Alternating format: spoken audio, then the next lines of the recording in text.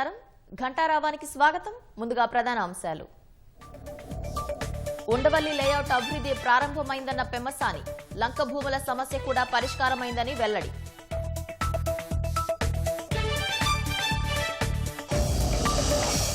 విశాఖకు అంతర్జాతీయ గుర్తింపు ఉందన్న మంత్రి డిబివి స్వామి, వచ్చే నెలలో బీచ్ ఫెస్టివల్ నిర్వహిస్తామని ప్రకటన.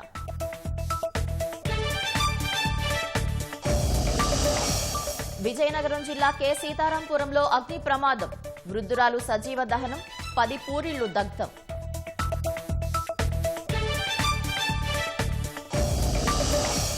ఢిల్లీలో తీవ్ర రూపం దాల్చిన వాయు కాలుష్యం, 18 ప్రాంతాల్లో 400 కంటే ఎక్కువ వాయు నాణ్యత సూచీలు.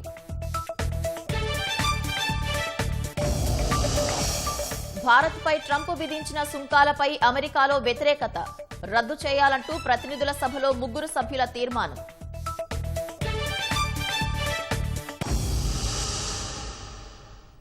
చలి తీవ్రతను తట్టుకోలేక పెట్టుకున్న మంట 10 పూరిళ్లను దగ్ధం చేసింది. ఓ వృద్ధురాలి ప్రాణాలు బలిగొంది. ఈ విషాదకర ఘటన విజయనగరం జిల్లా తెర్లాం మండలం కె సీతారాంపురంలో జరిగింది. పాపమ్మ అనే వృద్ధురాలు గుడిసెలో మంచం కింద కుంపటి పెట్టుకుని నిద్రిస్తుంది. దుప్పటి కుంపటిలో పడి నిప్పంటుకొని పాపమ్మ సజీవ దహనమైంది. మంటలు చుట్టుపక్కల వ్యాపించడంతో 10 పూరిళ్లు దగ్ధమయ్యాయి. వేకువజామున అందరూ నిద్రిస్తున్న సమయంలో ప్రమాదం జరగడంతో మంటలు ఆర్పేందుకు సాధ్యపడలేదు. అగ్నిమాపక సిబ్బంది ఘటనాస్థలికి చేరుకున్నా ప్రయోజనం లేకుండా పోయింది. కట్టుబట్టలు తప్ప ఏం మిగలలేదని బాధితులు ఆవేదన వ్యక్తం చేస్తున్నారు.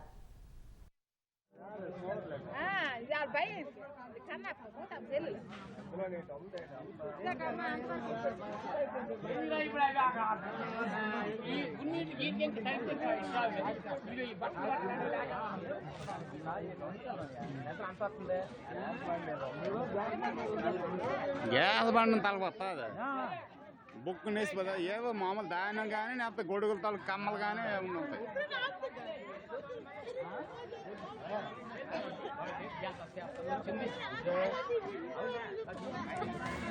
గట్టిగా వస్తుంది గ్యాస్ బండ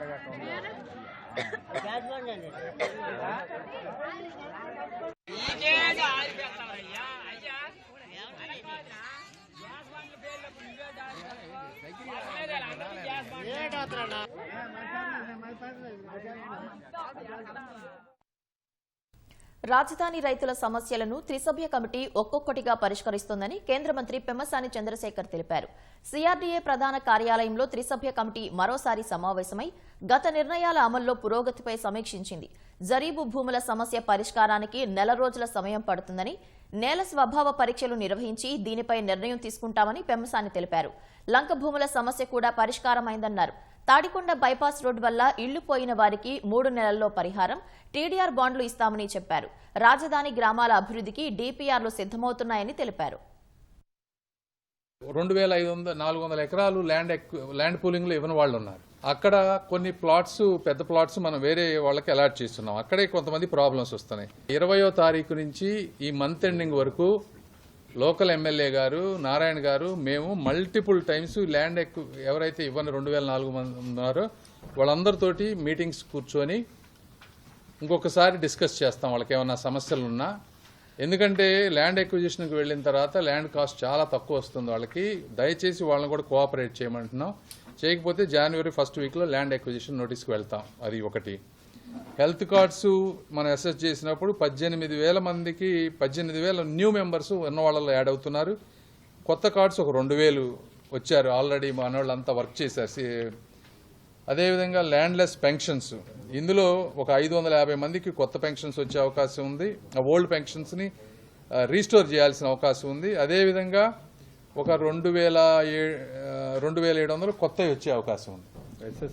ఇవన్నీ అసెస్ చేయాలి. ఇవన్నీ గ్రామ సభలు పెట్టి, న్యూ ఫ్యామిలీస్, ఇవన్నీ గ్రామ సభలు పెట్టి ఎమ్మెల్యే గారితో కూర్చొని ఇది కూడా 2 వారాల్లో కంప్లీట్ చేసి మంత్ ఎండింగ్కి వాటన్ని, దీని మీద ఫైనాన్షియల్ బర్డన్ పెరుగుతుంది. అయినప్పటికీ కూడా దాన్ని ఎలా చేయాలనే దాని మీద చూస్తూ ఉన్నాం. రిజిస్ట్రేషన్ కావాల్సిన బ్యాలెన్స్ 7,628. మనకు కోర్టు కేసుల్లో 312 పెండింగ్ ఉన్నాయి. ఆ ల్యాండ్ అక్విజిషన్ దాంట్లో ఇప్పుడు ఏదైతే పెండింగ్ ఉన్నాయో 921 ప్లాట్లు. రోడ్డు హిట్స్ వల్ల ఒక 111 పెండింగ్ ఉండేది.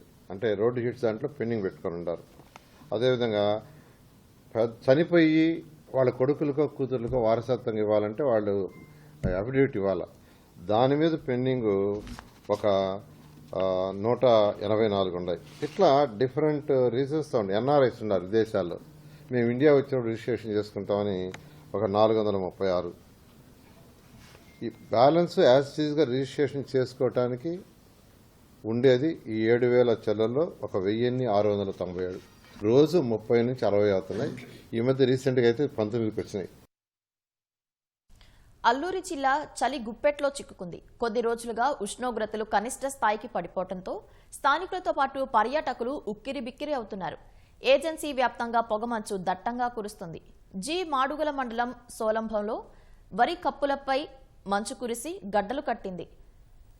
మన్యంలో చలి తీవ్రతపై మరింత సమాచారం మా ప్రతినిధి శివ అందిస్తారు. అల్లూరి సీతారామరాజు జిల్లా అంతా శీతలమయమైంది. ఓ పక్కన దట్టమైనటువంటి పొగమంచు, మరో పక్కన చలి ఉక్కిరి బిక్కిరి చేస్తుంది. ఉన్ని దుస్తులు ధరిస్తే గాని బయటికి రాలేనటువంటి పరిస్థితి. ఉన్ని దుస్తులు లేకపోతే దుప్పట్లు గాని తువాళ్లు కానీ కప్పుకుని తిరుగుతున్నారు. ఇక్కడ మనం చూస్తున్నాం, వాహనాల మీద ప్రయాణించాలంటే నరాలు తోడేసేటటువంటి చలి ఏజెన్సీలో కనిపిస్తుంది. ప్రస్తుతానికి వరి పైర్ల వద్ద ఉన్నటువంటి గడ్డి మేట కూడా అక్కడక్కడ పంచు గడ్డలు కట్టుకున్నటువంటి పరిస్థితి కూడా కనిపిస్తుంది. ఎక్కడైనా సరే ఈ వరి కుప్పల మీద తార్పాలిని వేసినట్లయితే వ్యాపించి అది ఐస్ గడ్డలుగా మారుతున్నటువంటి పరిస్థితి. గత 3 రోజులుగా చలి చాలా తక్కువ ముఖం పట్టింది. కనిష్టంగా 3 డిగ్రీల వరకు వచ్చింది. ప్రస్తుతానికి పాడేరు చూసుకున్నట్లయితే 7 డిగ్రీలు ఉంది. కనిష్టంగా కూడా చుట్టుపక్కల 5 డిగ్రీల వరకు నమోదైనటువంటి పరిస్థితి అల్లూరు జిల్లాలో కనిపిస్తుంది. చలి వలన ఎక్కడ చూసుకున్నట్లయితే పొగమంచుతోని కమ్మేసి రహదారులు కనిపించక ఇటీవల ప్రమాదాలు కూడా ఎక్కువయ్యాయి. ఇటువంటి ప్రమాదాలు నివారించడానికి జిల్లా యంత్రాంగం, కలెక్టర్ గారు, ఇతర మంత్రుల ఆదేశాలతో భారీ వాహనాలను ఘాటి మార్గాలకు రాత్రి వేళలో రాకపోకలు నిలుపుదల చేశారు. ఇలాగా ఏజెన్సీ వ్యాప్తంగా కూడా చలి ఉక్కిరి బిక్కిరి చేస్తుంది. బయటికి రావాలంటే ఈ ఉన్ని దుస్తులు బయటకు తీస్తే నరాలు తోడేసేటటువంటి చలి ఈ చేతులు పట్టేస్తున్నాయి. బైకుల మీద వెళ్లే వారికి అయితే గ్లౌజ్లో ఉన్నప్పటికీ కూడా ఈ యొక్క పొగమంచు దట్టంగా వ్యాపించి చలి పెరిగి ఈ నరాలు తోడేసేటటువంటి చలి అల్లూరు జిల్లా మన్యంలో కనిపిస్తుంది. అల్లూరు సీతారామరాజు జిల్లా పాడేరు నుంచి శివ, ఈటీవీ న్యూస్. ఢిల్లీలో వాయు కాలుష్యం సమస్య తీవ్ర రూపం దాల్చింది. తాజాగా వాయు నాణ్యత సూచి 387గా నమోదైనట్లు కేంద్ర కాలుష్య నియంత్రణ బోర్డు ప్రకటించింది. 18 ప్రాంతాల్లో 400 కంటే ఎక్కువ వాయు నాణ్యత సూచీలు నమోదైనట్లు అధికారులు తెలిపారు. కాలుష్య స్థాయిలు రెడ్ జోన్ దాటినందున నియంత్రణ చర్యలను ముమ్మరం చేసినట్లు చెప్పారు.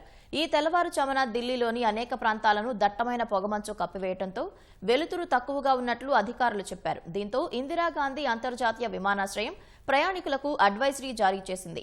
ఎయిర్పోర్ట్లో విమాన సర్వీసులు రాకపోకలు సాధారణంగానే కొనసాగుతున్నాయని, విమానాల సమాచారం తెలుసుకోవటానికి ప్రయాణికులు సంబంధిత ఎయిర్లైన్స్ ను సంప్రదించాలని సూచించింది. భారత్పై అమెరికా విధించిన 50% సుంకాలపై అగ్రరాజ్యంలో రోజురోజుకు వ్యతిరేకత పెరుగుతోంది. భారత్పై ప్రతీకార సుంకాలను రద్దు చేయాలని కోరుతూ ప్రతినిధుల సభకు చెందిన 3 సభ్యులు ఓ తీర్మానం ప్రవేశపెట్టారు. భారత్పై ట్రంప్ విధించిన సుంకాలు చట్ట వ్యతిరేకమని, అమెరికా కార్మికులు, వినియోగదారుల ప్రయోజనాలతో పాటు ద్వైపాక్షిక సంబంధాలను దెబ్బతీస్తాయని హెచ్చరించారు. ప్రతినిధుల సభకు చెందిన డెబోరా రాస్, మార్క్ వీసీ, రాజా కృష్ణమూర్తి ఈ తీర్మానాన్ని ప్రవేశపెట్టారు. బ్రెజిల్పై ఇలాంటి సుంకాల రద్దు, దిగుమతి సుంకాలను పెంచడానికి అధ్యక్షుడు ట్రంప్ అత్యవసర అధికారాలను సెనెట్ నియంత్రించిన నేపథ్యంలో ఈ తీర్మానాన్ని ప్రవేశపెట్టారు. ఉత్తర కరోలినా ఆర్థిక వ్యవస్థ, భారత వాణిజ్యం, పెట్టుబడులు వైబ్రెంట్ ఇండో అమెరికన్ కమ్యూనిటీతో ముడిపడి ఉందని కాంగ్రెస్ సభ్యురాలు రాస్ తెలిపారు. భారత్కు చెందిన కంపెనీలు $1 బిలియన్ పెట్టుబడులు పెట్టినట్లు చెప్పారు.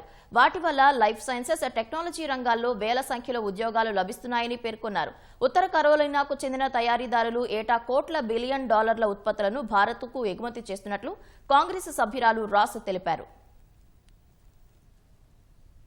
వ్యాధుల నుంచి నగరాన్ని కాపాడుతున్న పారిశుధ్య కార్మికుల ఆరోగ్యాన్ని కాపాడాల్సిన బాధ్యత అందరిపై ఉందని స్వచ్ఛంద్ర కార్పొరేషన్ చైర్మన్ పట్టాభిరామ్ అన్నారు.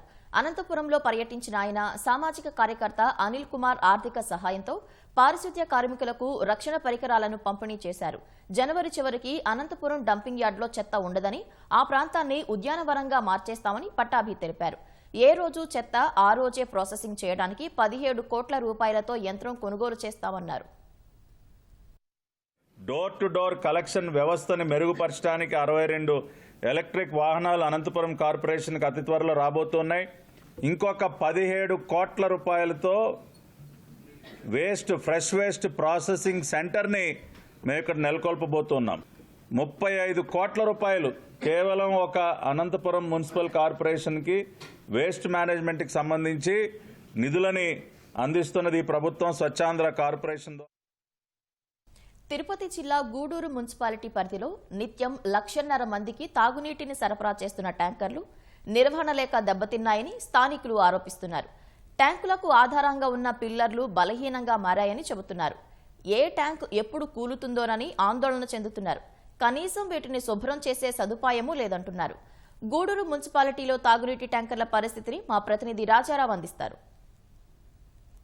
గూడూరు మున్సిపాలిటీలోని దాదాపు 1,00,000 మందికి పైగా మంచినీటిని సరఫరా చేసే ఈ రిజర్వాయర్లు పూర్తిగా కింద భాగాలు పిల్లర్స్ అన్ని కూడా పూర్తిగా దెబ్బతినిపోయిన పరిస్థితి అనేది ఉంది. అండ్ ఈ రిజర్వాయర్లు వచ్చి 1965లో నిర్మాణం చేశారు. మరికొన్ని 1982 ఆ ప్రాంతంలో నిర్మాణం చేశారు. వీటన్నిటి కూడా పిల్లర్స్ పూర్తిగా దెబ్బతిన్న ఉన్నాయి. అందులో అదేవిధంగా వీటికి నిచ్చెనలు కూడా లేకపోవడంతో ఈ ట్యాంకులను శుభ్రం చేయడం కూడా లేని పరిస్థితి అనేది ఉంది. ప్రతి పిల్లర్ కూడా పూర్తిగా దెబ్బతిని కాంక్రీట్ అంతా కూడా పోయి ఇనుప తీగలు కూడా బయటకు వచ్చాయి. గూడూరు నగరంలోనే ఉన్న ట్యాంకర్లు దాదాపు 10 వరకు ఉన్నాయి. అన్నీ కూడా ఎక్కువ భాగం ఒక్కొక్క ట్యాంకర్ కింద ఉన్న ట్యాంకర్కి ఆధారంగా ఉన్న ఈ పిల్లర్లు కాంక్రీట్ మొత్తం కూడా దెబ్బతిని పగుళ్ళు వచ్చి సిమెంట్ ఊసలు కనపడుతున్న పరిస్థితి అనేది ఉంది. ఇవి ఎప్పుడు పడిపోతాయో అర్థం కాని పరిస్థితి. గూడూరు మున్సిపాలిటీకి 1,00,000 మంది జనాభాకి శుద్ధి నీటిని ఇచ్చే వీటిని ఫిల్టర్ చేసేందుకోసంగా కండలేరు నీటిని వేములపాలెం తీసుకొస్తారు. వేములపాలెంలో వీటిని ఫిల్టర్ చేస్తారు. తిరిగి గూడూరు పట్టణంలో ఉన్న ఈ 12 ట్యాంకర్లలో నింపుతారు. అయితే ఈ ట్యాంకర్లు శుద్ధి చేసిన నీటిని మళ్ళీ కూడా ఈ ట్యాంకర్లలో నింపడం వల్ల ఇవి కలుషితంగా మారుతున్నాయి. అంటే ఈ ట్యాంకులను శుభ్రం చేయడం అనేది సాధ్యం కాని పరిస్థితి. ఒక్కొక్క ట్యాంకర్ వచ్చి 20 నుంచి 30 వేల లీటర్లు నిల్వ చేసే రిజర్వాయర్లు ఇవి. అదేవిధంగా ఇక్కడ సిమెంట్కు సంబంధించిన కాంక్రీటు ఉన్నాయి మెట్లు. ఈ మెట్లు మొత్తం కూడా పగిలిపోయి పూర్తిగా దెబ్బతిన్నాయి. ఇటువంటి పరిస్థితుల్లో ఈ ట్యాంకులను శుభ్రం చేయడం సాధ్యం కాని పరిస్థితి. ఇది గత కొన్ని సంవత్సరాలుగా కూడా వీటిని పట్టించుకోకపోవడం వల్లనే ఈ గూడూరు మున్సిపాలిటీలోని ఈ మున్సిపల్ ట్యాంకర్లలో ఈ పరిస్థితి అనేది ఉంది. గూడూరు పట్టణంలో తాగునీరు సౌకర్యార్థం వాటర్ ట్యాంకులు ఎప్పుడో పురాతన కాలంలో నిర్మించినటువంటివి. ఇవన్నీ కూడా పాడుపడిపోయినాయి. బాగా ఇబ్బందిగా ఉంది. కనీసం శుభ్రంగా ఉంచుకునేందుకు కూడా వాటిని శానిటైజేషన్ చేసేదానికి కూడా వీలు కావడం లేదు. కాబట్టి వాటిని వెంటనే తొలగించాలి. శిథిలావస్థలో ఉన్నాయి వాటర్ ట్యాంకులను కూడా అన్నీ ఒకేసారి దెబ్బతినేటువంటి పరిస్థితి వచ్చింది. రాబోయేటువంటి కాలంలో మంచినీటి ఇబ్బంది అవుతుంది. శుభ్రత చేసేదందుకు కలుషితమైనటువంటి నీరు తాగాల్సినటువంటి పరిస్థితి. వేమలపాలెంలో ఉన్నటువంటి వాటర్ ట్యాంకులు క్లీన్ చేసి ఇక్కడికి వాటర్ పంపింగ్ చేసినప్పటికీ ఇక్కడ కూడా కలుషితం అవుతున్నాయి. కాబట్టి ప్రజల ఆరోగ్య దృష్ట్యా వీటిని వెంటనే పునరుద్ధరించాలని చెప్పి డిమాండ్ చేస్తున్నాం. గూడూరు మున్సిపాలిటీ గ్రేడ్ 1 అయినప్పటికీ ఇక్కడ వసతులు చాలా తక్కువ.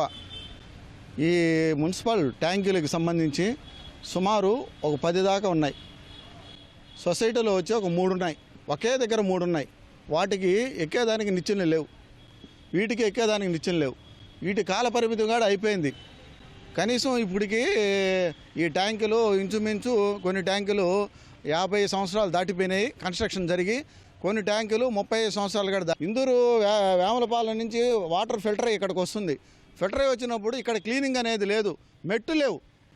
మెట్లు శిథిలావస్థ, అసలు మెట్లే లేవు. ఆ కలుషితమైన నీరే గూడూరు ప్రజలకు మొత్తం వెళ్తూ ఉంది.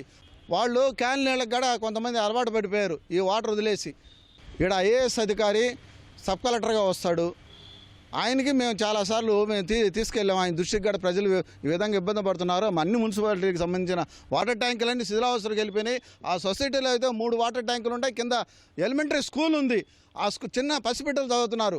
ఆ 3 ట్యాంకులు కనుక కూలిపోయినాయంటే ఆడ గందరగోళం అయిపోద్ది పరిస్థితి. స్వచ్ఛమైన నీరు అందించాలని చెప్పి మేము గూడూరు నుంచి కెమెరామెన్ హరీష్ బాబుతో రాజారావు, ఈటీవీ న్యూస్. కోనసీమ తిరుమలగా ప్రసిద్ధి చెందిన వాడపల్లి వెంకటేశ్వర స్వామి ఆలయానికి భక్తజనం పోటెత్తారు. 7 శనివారాల నోము నోచుకునే భక్తులు వేల సంఖ్యలో తరలి రావడంతో ఆలయ ప్రాంగణం మొత్తం కిక్కిరిసిపోయింది. స్వామివారికి వేద పండితులు సుప్రభాత సేవ, లక్ష్మీ హోమాన్ని నిర్వహించారు. భక్తులకు ఎలాంటి ఇబ్బందులు కలగకుండా అధికారులు ప్రత్యేక ఏర్పాట్లు చేశారు.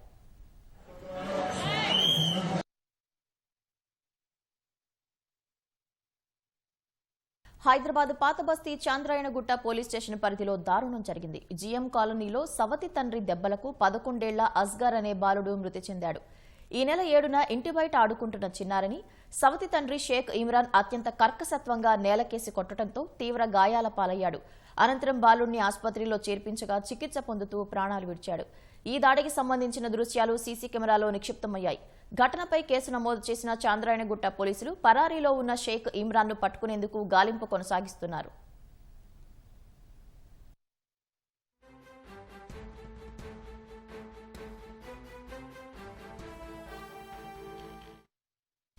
వేలకు వేలు ఖర్చు పెట్టి పట్టు చీరలు కొంటుంటాం. రంగు, డిజైన్, అంచు, మధ్యలో వచ్చిన బుటీలు ఇలా ప్రతిదీ 1కి 10 సార్లు చూసి మనసుకు నచ్చితేనే మగువలు పట్టు చీరను కొనుగోలు చేస్తారంటే అతిశయోక్తి కాదు. ఇంత వెచ్చించి నిజంగా మనం కొన్నది పట్టేనా? పాలిస్టర్ కొని మోసపోతున్నామా? పట్టు అని పట్టుకుంటే అంతా ఒట్టిదేనా? ఈ ప్రశ్నలకు సమాధానం కావాలంటే మనం కొన్న చీరను పరీక్ష చేయక తప్పదు. అస్సాం గోర్చుక్లోని north eastern handicrafts and handlooms development కార్పొరేషన్లో పట్టు పరీక్షా కేంద్రాన్ని నిర్వహిస్తున్నారు. ఈశాన్య రాష్ట్రాల్లో ప్రభుత్వం ఆధ్వర్యంలో నిర్వహిస్తున్న ఒకే ఒక్క పట్టు పరీక్షా కేంద్రం ఇదే కావటం విశేషం. ప్రెస్ ఇన్ఫర్మేషన్ బ్యూరో హైదరాబాద్ చేపట్టిన మీడియా ఎక్స్పోజర్ టూర్లో భాగంగా ఈటీవీ బృందం ఆ కేంద్రాన్ని సందర్శించింది. మరిన్ని విశేషాలు ఈటీవీ ప్రతినిధి రమ్య అందిస్తారు. పట్టు చీరలు మగవాళ్ళకి ఎంతో ప్రత్యేకమైనవి. పురుషులు కూడా పట్టు ధోతీలు కావచ్చు, ఇతరత్ర వస్త్రాలను పట్టులో ధరించడానికి ఆసక్తి చూపిస్తుంటారు. ముఖ్యంగా పెళ్లిళ్ళు, పండుగల సీజన్లో పట్టుకు ఎంతో ప్రాముఖ్యత ఉంటుంది. ప్రస్తుతం మనం అస్సాంలో ఉన్నాం. అస్సాంలో ఎంతో ప్రాముఖ్యమైంది ఇది కావచ్చు. అదేవిధంగా మూగా సిల్క్స్. మూగా సిల్క్స్ అయితే మరింత ఖరీదైందని కూడా చెప్పొచ్చు. లక్షల రూపాయల వరకు కూడా దీని ఖరీదు ఉంటుంది. అంత ఖరీదైన చీరని మనం కొనుక్కొని ఇంటికి తీసుకెళ్ళిన తర్వాత ఇదంతా ప్యూర్ సిల్క్ కాదు అని అంటే నిజంగా మనసుకి చాలా కష్టంగా అనిపిస్తుంది. అలా అని చెప్పేసి మనం ఏదో సాధారణంగా పట్టు గురించి తెలుసుకోగలమా అంటే అది లేదు. మరి ఎలా అని ఆలోచిస్తున్నారా? అయితే ఇప్పుడు మనం ఉన్నాం ఒక సిల్క్ టెస్టింగ్ ల్యాబొరేటరీలో. ఇక్కడ ప్రధానంగా మనం చూస్తే సిల్క్ని 3 రకాలుగా టెస్ట్ చేసి సర్టిఫై చేస్తారు.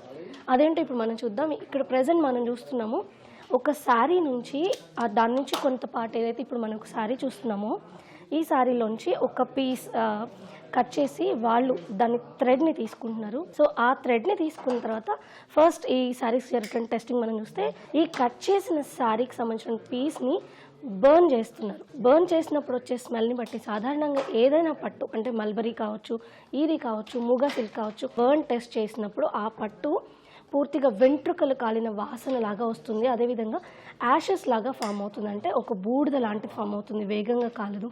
సో మనం చూస్తున్నాం బూడిదలాగా వస్తున్నటువంటి దాన్ని కూడా మనం చూడొచ్చు.